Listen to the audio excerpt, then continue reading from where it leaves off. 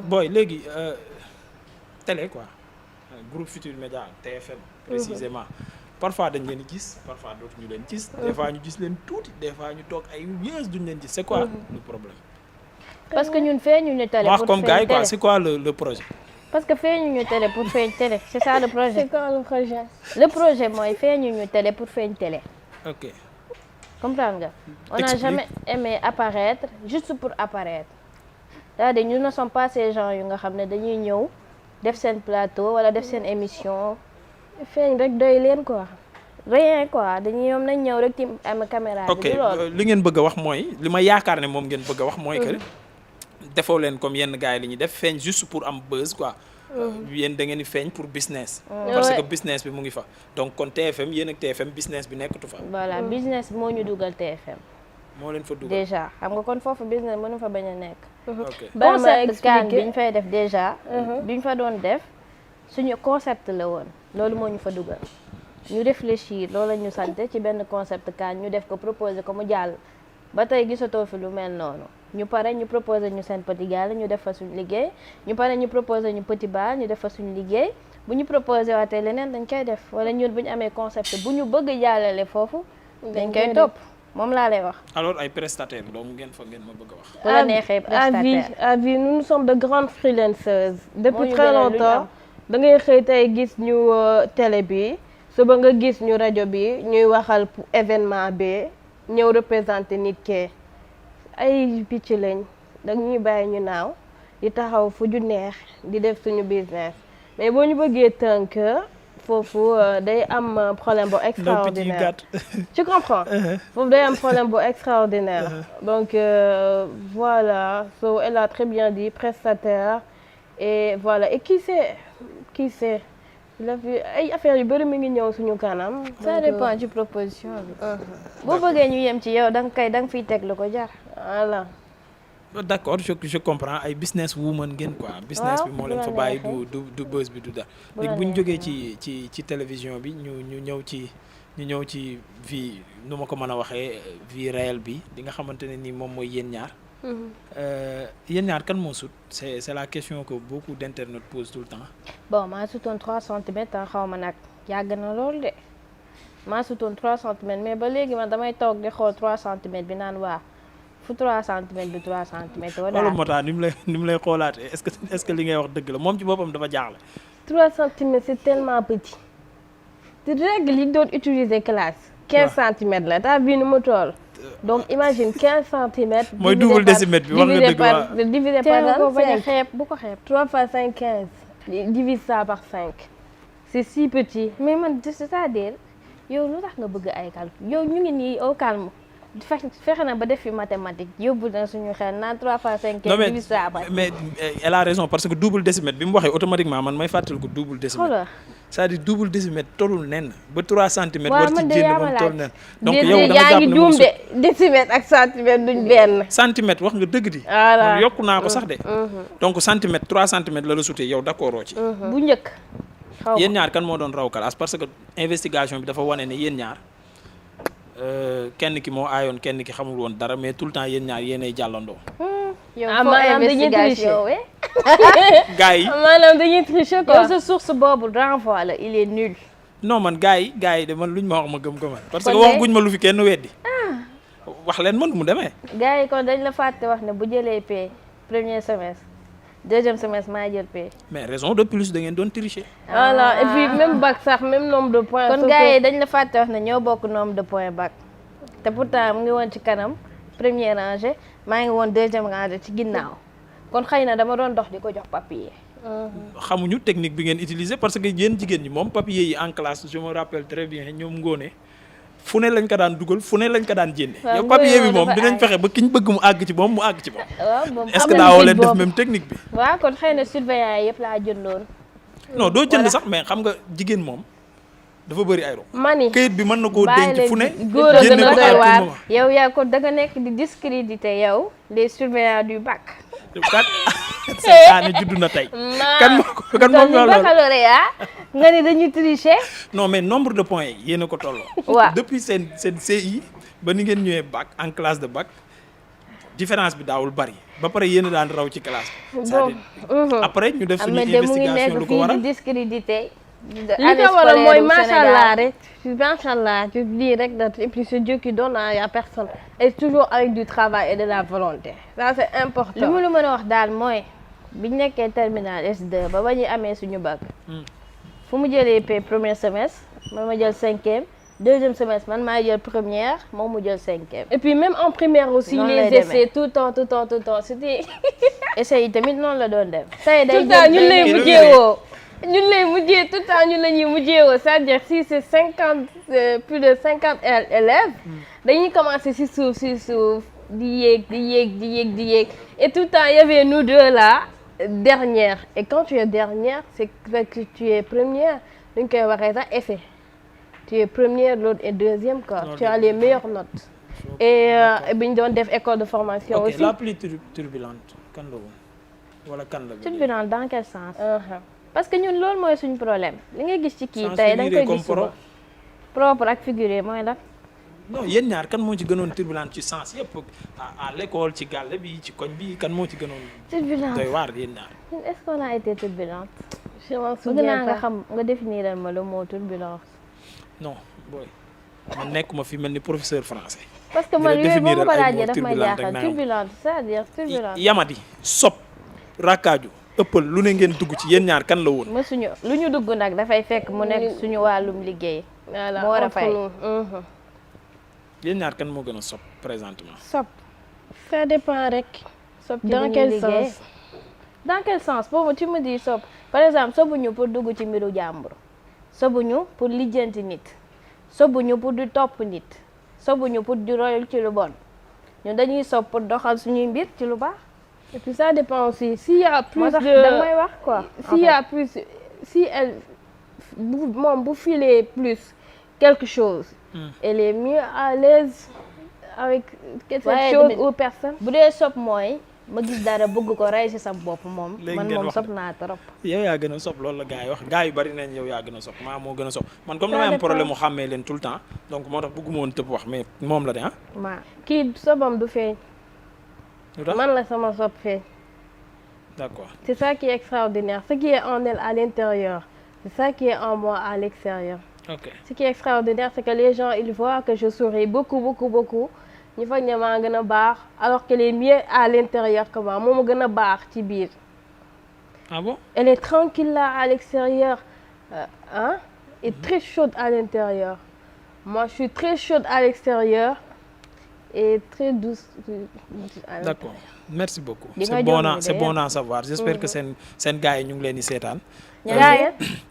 moom laa leen bëgg a laaj ñi da ngeen am ay copains. ci yoon tamit ay jigéen lañ. mais man question bi dama ne woon du ma ci tontu. waaw parce que fii lañ ko tontu ci beneen site ñu jëm titre ko indi ñu ci ay problème yu dul jeex. non mais justement parce que lii nii li mu wax nii titre la ndax da ngeen am ay copains mu ne c'est normal parce que ay jigéen ngeen. donc ay ngeen am. d'accord yow ñaata 5 ay lañ vu que toi si t'as quelqu'un moi j'ai quelqu'un c'est comme si j'ai 2 elle a 2. ok seen copain sax yéen a ko bokk ba waxati. yéen a bokk seen copain yi merci beaucoup. c'est bon à savoir kon xàmmeewuñu leen non loolu moom du erreur ci ñoom yéen a mel ni ngeen mel ba ñoom ñu leen di juwaatle bokk leen. mais normalement yéen a leen waroon a wax ne man la maa comme par exemple man ak Omar Sakho bu ñu leen di jël quoi Omar bu ñëwee si bu fekk Mata la à la base Mata la doxal yow yaa ko war a wax ne non man la maa du ma Mata Omar demal si sa boss. alhamdulilah. mais ñoom bu ñu leen di juwaatle ngeen bàyyi leen ci biir problème bi yéen la. ndeysaan bon xanaa nag non en général nag bu ñuy ñëw dañuy nandite lu tu peux pas venir da ngay coytu tu comprends ils viennent pour coytu en fait et ce que je dirais c'est que on se flatte jamais sur un homme en même temps parce qu'on a des caractéristiques complètement différentes ba ki démb daal gis nañ kenn koo xamante ne il avait de jolis yeux man ak maa dañ xoolante rek ba ne ko àdduna mu ne man Seydina donc kooku il est le bienvenu mais bon si ku mu dal rek keneen ki day toog jàpp au calme. ok d'accord donc ça vous arrive ngeen gisandoo benn waay bardendoo ci quoi loolu nga ma bëgg a wax. waaw mais c'est très rare. c'est très rare. du ngeen bokk ay goût quoi ngeen ma bëgg a wax. parce que caractère yi déjà du benn. ok moom mënu nekk ak tellement nit ba ma gis ci lu nga ba ma gis ko ci lu mu gis moom ba mu jaral ma yenn yi ok xam nga maintenant ba pare on n'est jamais en même temps en couple loolu tamit mu ne waxaat nga ni sa question bi nga doon wax non li nga wax nii donc yow à chaque fois nga nekk en couple moom dafay nekk célibataire ah lii la noonu yàlla la demee dogal wala yow à chaque fois nga nekk en couple moom à chaque fois bu nekk en couple man damay nekk célibataire actuellement kan moo ci nekk célibataire dañ njëkk si ndoo ñu ñaa ñëpp rek non am na ku ci nekk en couple mais soyez logique mais da nga bëgg ñu wax suñu relation ak yow wala. bu dee da nga bëgg doon làqatu bëgg mu feeñ tey jii mën nañ ko fësal de amul problème. non mais man Ahmed maa moom mota yaa moom mais yaa moom mota maa moom mota mooy yaa moom ñaar ñëpp. waaw kon baax na ko tey loolu leer na ko mais man am na affaire yoo xam ne maa ngi koy découvrir nii en ce moment nii man nekk ci erreur laa nekk. nekkoo ci benn erreur. non maa ngi ci erreur bu fekkee ne yéen ñaar du ngeen amandoo mekk en même temps bu fekkee yéen ñaar c'est très rare ngeen gisandoo kenn bëggandoo ko. c'est parce que maa ngi ci erreur parce que da ngeen maa waxoon da ngeen maa bëggandoo te nee ngeen loolu musul am mënul nekk ci yéen ñaar donc. kan moo ci nekk en couple ak kan moo ci nekkul.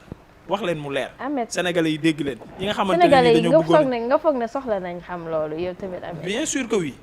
Sénégalais yi loolu soxla lu leen waaye. papa laay da leen a bëgg. laay faal fan yee paase la marié mais nee na bëgg na ñaareel kenn ci yéen. madame mu ngi may seetaan xam na li may wax. te ngaa bañ a tas sëyu jàmbur. non mais c'est la vérité. baax na. yéen a bokk koñ yéen a bokk lépp ñoom xam nañ li may wax waa koñ ba xam nañ ko mën nañ ko seede yàgg nañ ko jooytu fu ne. Malick Ndoye waxi nopp donc il faut que mu leer ci bopp ñëpp ci man pour ñoom ku nekk xam ban position nga toogee vas-y allez. maa tontu yaay mag nga ni tontu. maa tontu yaay mag mooy waxi la kenn mësu wax ne magay tontu. d'accord seen goût baal naa leen seen goût. sañu. je commence par toi. suñu. sa goût ci góor. le mari de tes rêves. ma leeral question de mes rêves man balaa ñu naan. le mari de les gens tu penses que les filles maintenant ils rêvent de se marier. wala avoir un mari de rêve. Vous êtes tellement. Je crois que les femmes asymétriques. Les femmes maintenant rêvent d'avoir un mari de rêve. Yo, est-ce que même sama jàmm. Nous on rêve d'avoir simplement un homme plus ou moins carré. Vous rêvez ensemble. di ngeen jubadi torop. Rêver wuñu ko ensemble. C'est-à-dire c'est toi qui vois une seule et même personne. Parce que tu te focalises trop sur la ressemblance alors qu'il y a tellement de différences. Regarde comment je te regarde. Non mais. Regarde comment elle sourit. Regarde comment je parle. Regarde comment elle parle. Regarde comment elle répond. Man dama lay charmer boo fi waxee français bu toj ma wax ci lu toj ba wëndaalu sa kaw mais tu ne fais même pas la remarque. Parce que yaa ngi ci yére yu nduroo yi yaa ngi ci dàll yu nduroo yi yaa ngi ci kab bi yaa ngi ci létt yi. Chaque détail compte. C'est ça qui trompe les gens. C'est ça qui trompe. Mooy différence yi xam nga wax na différence bi ndeysaan. mooy moom ban genre mec la bëgg bu njool bu gàtt bu ñuul bu man xees de après yow soo waxee moom mu wax dinaa xam seen i goût bokkul dinaa xam seen i yëg-yëg bokkul noonu lañ koy mën a xamee. dëgg yàlla. moom na wax yow sa yoon nekk ci instant yi maa yow yaa moom question bi waxal. man dama xamul ma lay tontu di man maa ngi xaar daal ki ma yàlla dencal. parce que pour dire vrai Ahmed du ñun sax ñooy tànn ñun ay pion lañ rek.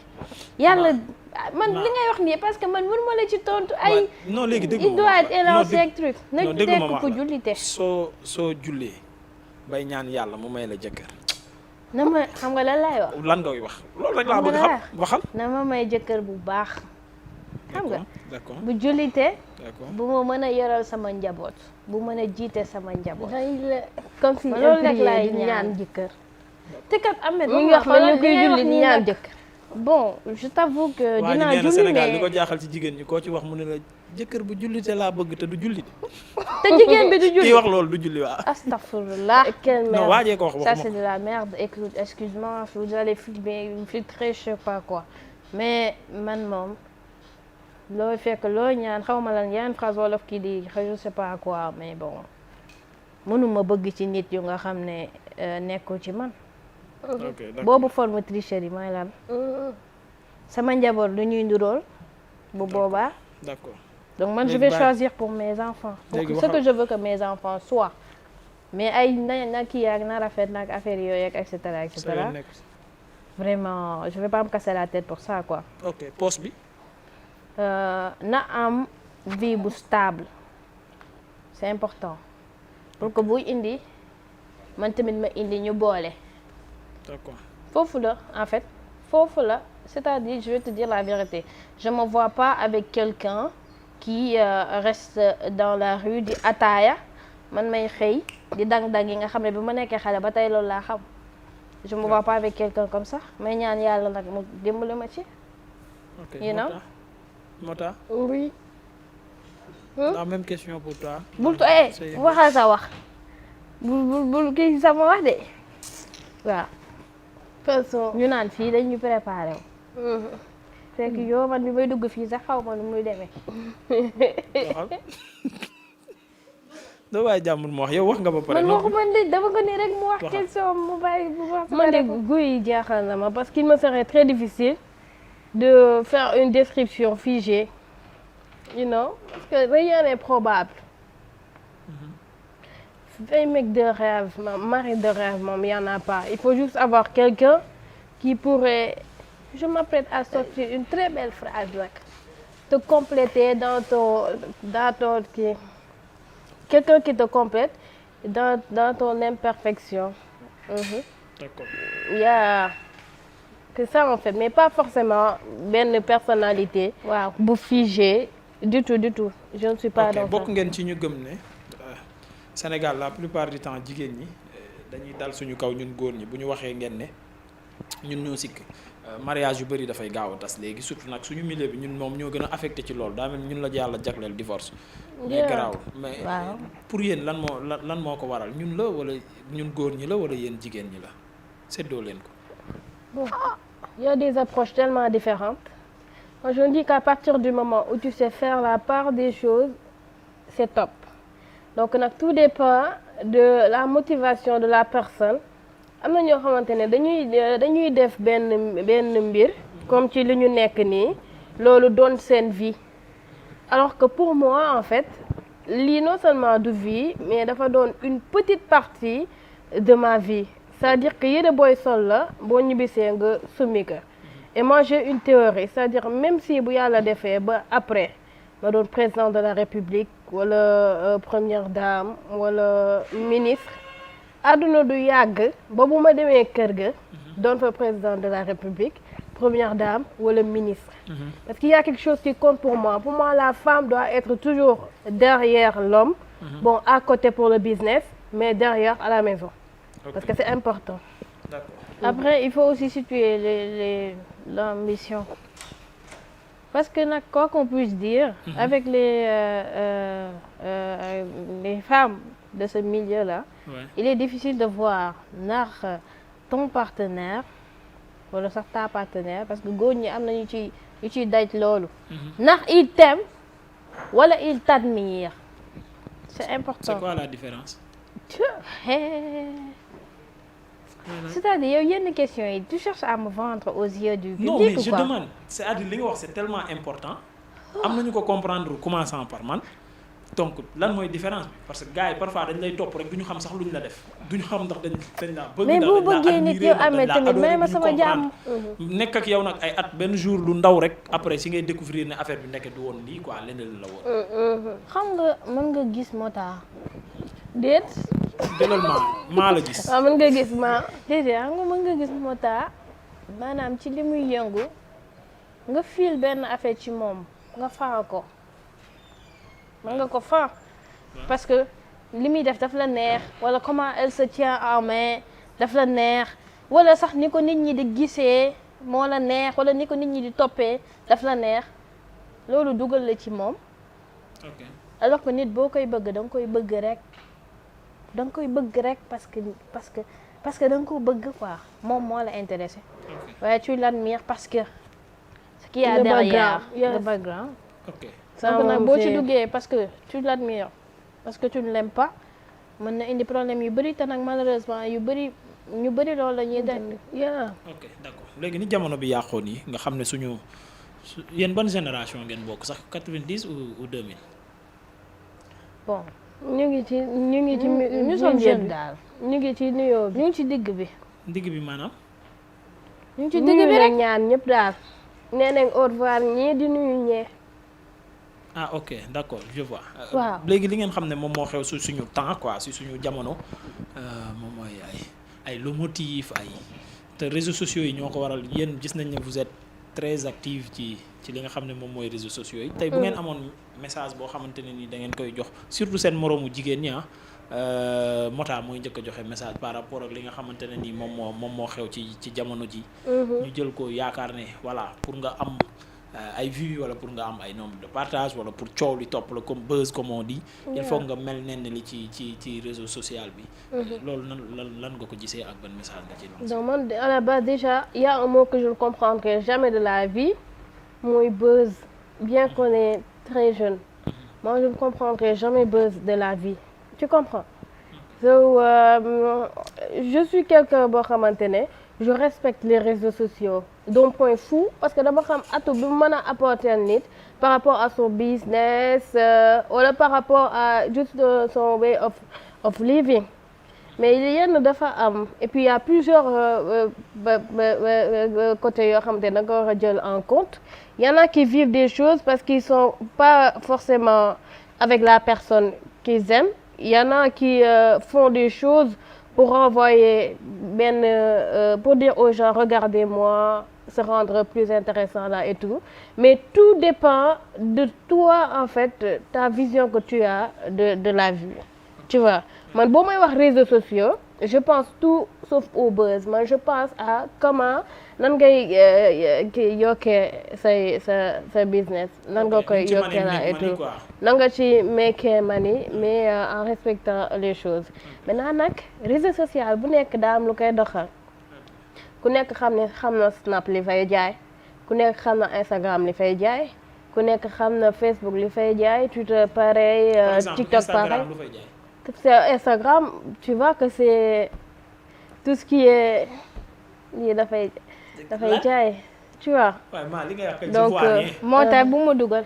moo tax li ngay wax nii gisuma dara nga naan ma tu vois je vois rien du tout. voilà ku ci nekk xam na lii jaay Instagram. ku ci nekk xam na lii ci Instagram. c'est ça qui va utiliser dans le truc tu vois. yéen ñiy seetaan. moo tax lan la wax nii ba bàyyi. ku ne xam na li fay jaay ku ne xam na li fay jaay kese nga wax lan moo fay jaay. voilà ça je peux xam nga ñun macha allah on a fait des études en digital marketing ak com donc réseau bu nekk da ngay xam lan ngay utiliser pour grandir sa business donc en ce qui concerne les buzz et tout véritablement ça ne me dit rien du tout te képp ku ciy def aussi il faut que ñu bañ a fàtte benn affaire bu important. lépp serveur la. pour yow li ngay def nii. xaw ma am na importance ou pas mais comprendre naa lépp ma ne. précisément lan mooy jaay biir Instagram c'est-à-dire jarul wëyri wiiri marketing communication digitale nag. voilà lan moo fay jaay. oh yeah image bu net. image bu net rek lépp la def vidéo wala photo si tu as boo defee image bu net mu nice. day jaay. d'accord yes. so. TikTok lu fay jaay. TikTok lu fay jaay. image bu net rek. site bu bees bi may dégg Lomotif lan moo fay jaay. mais Lomotif application de collage non. dama xam. Lamfaya. Lamfaya xam nga Lamfaya. Lamfaya waaw dégg naa ko. waaw Lamfaya moo jaay TikTok. mooy jaay Lomotif c'est une appli de collage ce qui est extraordinaire c'est que dimanche passé ñu ngi def rencontre waaw ak suñu waa classe yi bi ñu defee rencontre ba pare vidéo bi Lomotif lañ ko collé Lomotif ok mais tu peux même on peut même plus regarder Lomotif tellement Lomotif est étiqueté par une situation il faut sortir de ça nañ jóge ci loolu. non mais man très franchement man Ngaaka bi je croyais que benn site de kii la quoi man loolu laa yaakaaroon très franchement. maa ngi doog a comprendre ne Lomotif ndeke pour kii la ah. comme photogrid la rek. voilà man boobu laa fekkee boobu laa xam quoi donc comme. loolu yow fekkee nga lépp. loolu yow fekkee mel ni mu xew laa fekkee. photogrid nga fekkee fii nga naan fekkee mel ni yow am na looy wax lu ma comprendre de. yaa kii lu ko daal. photogrid di application mu naan fekkee. li ngay dégg nii rek moom laa wax. waxuma leneen li ngay dégg nii. am na lu mu wax lu ma xamul application la mu naan fekkee kii lu mu fekkee photo gi amul beneen kii am na lu mu fekkee lu mu kii am na lu mu fekkee baal naa leen pour terminer ci li nga xam ne moom mooy